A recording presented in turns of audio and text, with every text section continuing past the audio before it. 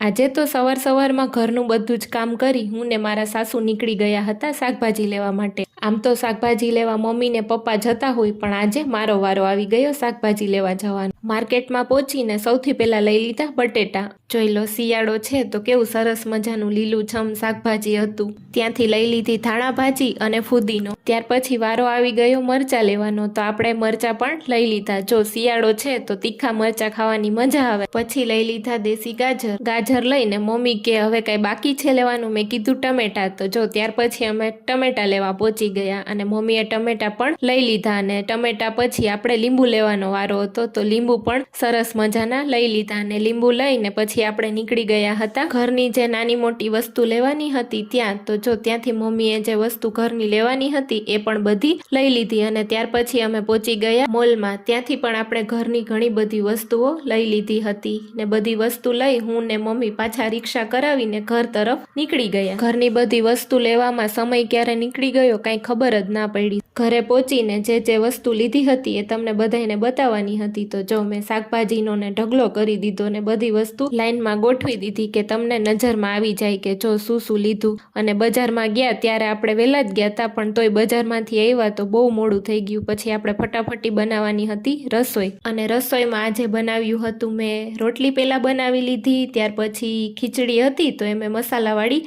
બનાવી નાખીને ખીચડી બનાવીને કોબીજનું શાક બનાવી નાખ્યું હતું ટમેટા નાખીને. આ શાક બહુ મસ્ત બનાવજો એકવાર બધાને. શેકી લીધા મરચાં ને આપણી છાશ. તો પછી જો મેં મારી થાળી પીરસી લીધી. મસાલાવાળી ખીચડી, કોબીજનું શાક, શેકેલા મરચાંના રોટલી ન જોતા મોડું થયું ને એટલે બળી ગયો. પછી પપ્પા બજારમાં ગયા હતા તો એ વેફર ને નારિયેલ પાણી ને લઈ આવ્યા હતા. આમ કાગળમાં ગરમા ગરમ સીંગ કોણે ખાધી છે કોમેન્ટ કરી દેજો. વિડીયો ગમ્યો હોય તો લાઈક કરજો ને મોર મિની વ્લોગ્સ જોવા માટે ચેનલને કરી દેજો સબસ્ક્રાઈબ.